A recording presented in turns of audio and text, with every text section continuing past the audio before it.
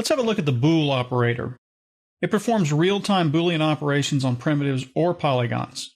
This means that you can see the result in the viewport as soon as you make the two objects children of the Boole object.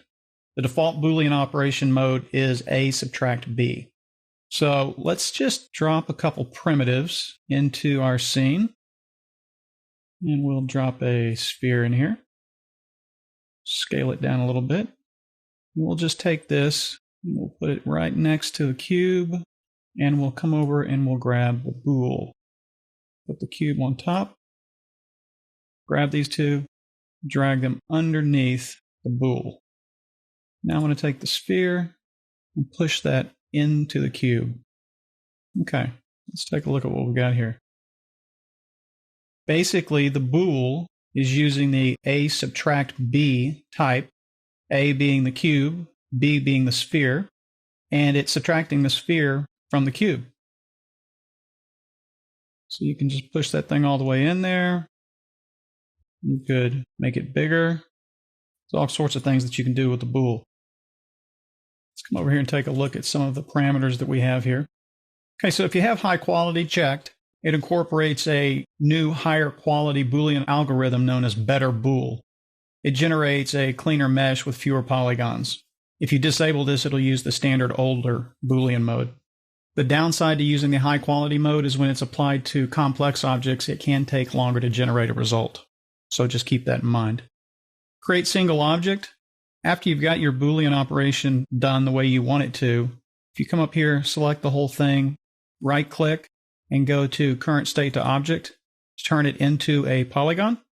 So if I just turn these off now, you can see we're left over with this. It creates two pieces of geometry, two polygons. Whereas, I'm going to go backwards, just delete that, turn these back on.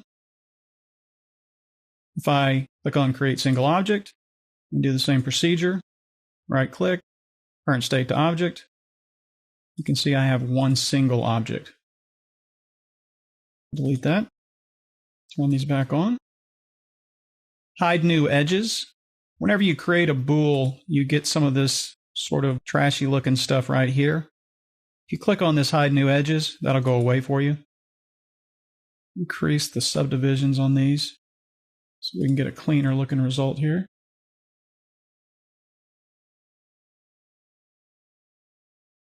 Play around with the font.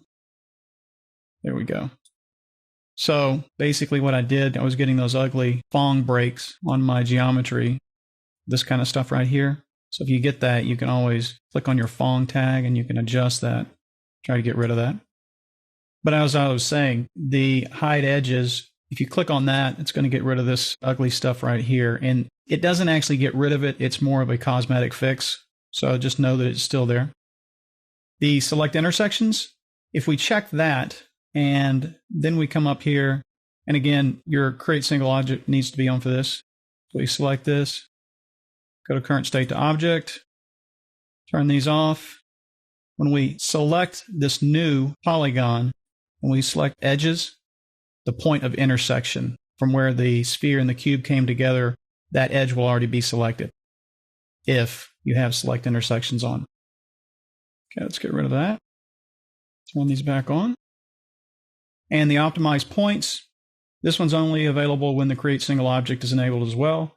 And it basically welds the points together of the two objects whenever you do the current state to object, so that you don't have points just littered all around here from the object that is no longer there. So let's take a look at the other Boolean types we have. So we have A subtract B, we have A union B, which basically just fuses them together. A intersect B, so we're going to get something like that. Move that around, you can see what I'm getting.